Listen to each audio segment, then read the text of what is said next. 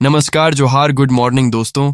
आज मैं आपको झारखंड की मुख्य 25 बड़ी खबरों को बताने वाला हूं। उससे पहले हमारे वीडियो को लाइक करके चैनल को सब्सक्राइब अवश्य कर लें। तो चलिए दोस्तों, जानते हैं झारखंड की फटाफट 25 खबरों को।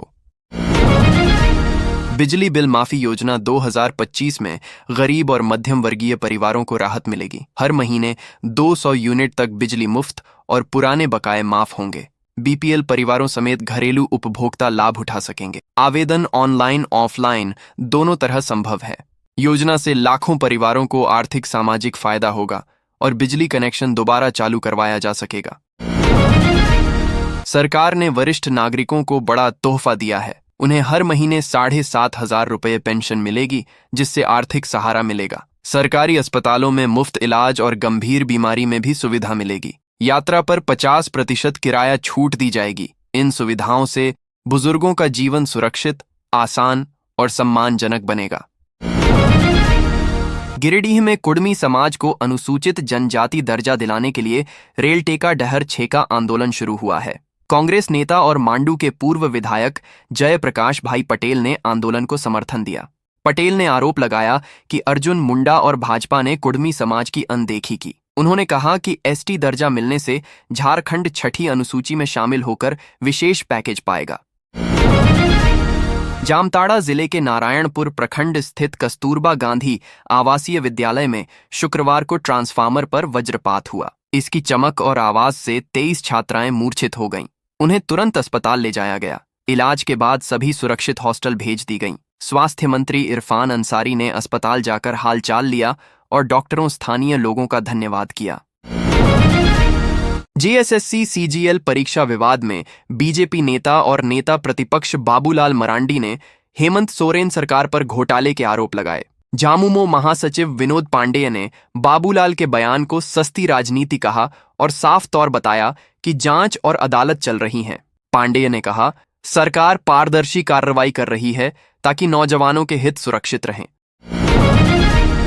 सरकार आधार कार्ड के लिए नया मोबाइल ऐप ला रही है। इससे लोग घर बैठे नाम, पता, जन्मतिथि जैसी जानकारी अपडेट कर सकेंगे।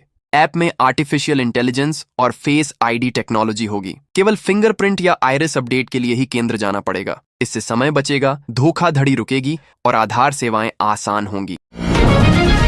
गिरिडीह से एक और बड़ी खबर सामने निकल कर आ रही है कि गिरिडीह कांग्रेस ने नगर निकाय चुनाव की तैयारी तेज कर दी है। प्रदेश सह प्रभारी श्री बेला प्रसाद और नेता जयप्रकाश भाई पटेल ने हर वार्ड में कमेटी बनाकर संगठन मजबूत करने का काम शुरू किया। ये संगठन सृजन अभियान 2025 के तहत किया जा रहा है। पार्टी का मकसद आने वाले निकाय चुनाव में जीत हासिल करना और स्थानीय स्तर पर मजबूती बढ़ाना है। रांची में ट्रैफिक नियम तोड़ने वालों के चालान लंबे समय से जमा नहीं हुए हैं। 5 साल में 13 लाख चालान बकाया है, जिसकी राशि 125 करोड़ रुपए से अधिक है। रांची ट्रैफिक पुलिस अब कॉल सेंटर खोलकर एसएमएस, कॉल और व्हाट्सएप से वाहन चालकों को चालान जमा करने के लिए जागरूक करेगी। 3 बार नियम तोड़ने पर लाइसेंस सस्पेंड होगा। रांची से एक और बड़ी खबर सामने निकल कर आ रही है कि रांची में अजरबैजान से वापस लाए गए कुख्यात अपराधी मयंक सिंह को झारखंड एटीएस ने 3 दिन की रिमांड पर फिर से लिया। एटीएस एएसपी ऋषभ झा के अनुसार पहले 6 दिनों की पूछताछ में मयंक ने अजरबैजान, पाकिस्तान और मलेशिया समेत भारत में अपने गैंग, हथियार डील, हवाला और रंगदारी के कई खुलासे किए थे। अब एटीएस उसकी दी गई जानकारी की सच्चाई और विवरणों की जांच कर रही है। झारखंड सरकार ने जेएसएससी की प्रतियोगिता परीक्षाओं का नियम बदल दिया है।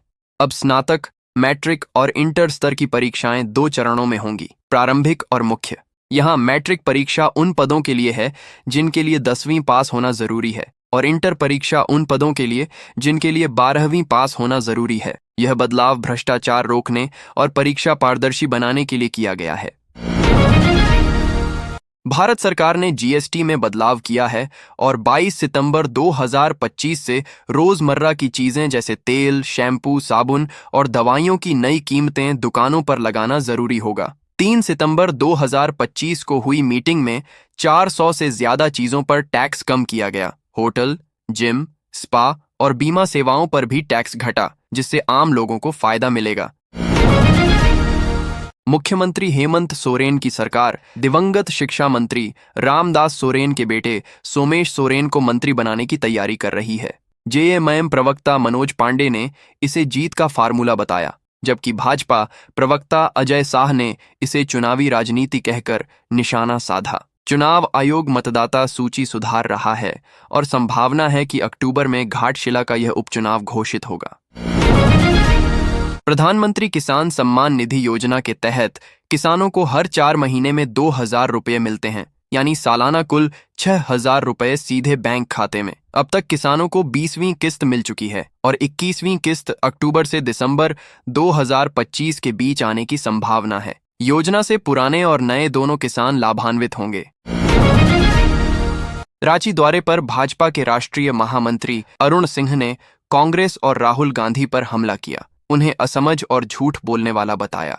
अरुण सिंह ने बिहार में एनडीए की जीत का दावा किया और नीतीश कुमार को मुख्यमंत्री बनाए जाने की पुष्टि की। उन्होंने भाजपा का स्वदेशी अपनाओ, आत्मनिर्भर भारत बनाओ अभियान शुरू किया और जीएसटी कटौती से आम लोगों को राहत मिलने की बात कही।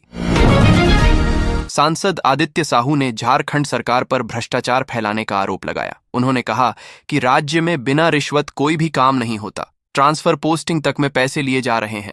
जब अफसर पैसे देकर पद पाएंगे तो भ्रष्टाचार बढ़ना तय है।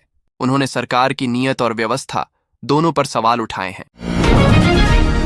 भाजपा प्रवक्ता अजय शाह ने कहा कि दिसंबर 2024 से कई जिलों में स्वास्थ्य विभाग के टेंडर में घोटाला हुआ।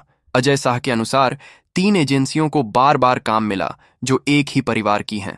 टेंडर की राशि 50 लाख से 2.5 करोड़ रुपए तक थी। उन्होंने आरोप लगाया कि नियम तोड़कर टेंडर दिए गए। अजय शाह ने सभी 11 टेंडर रद्द कर उच्च स्तरीय जांच की मांग की। बाबूलाल मरांडी ने झारखंड सरकार और एसीबी पर शराब घोटाले से जुड़े सबूत मिटाने का आरोप लगाया। उन्होंने कहा कि उत्पाद विभाग के दस्तावेज रातों रात गायब कर दिए गए। मरांडी ने मांग की कि जांच ईमानदार अधिकारियों से होनी चाहिए। उन्होंने कहा, सरकार मामले को दबा रही है, लेकिन सच्चाई सामने लाना जरूरी है।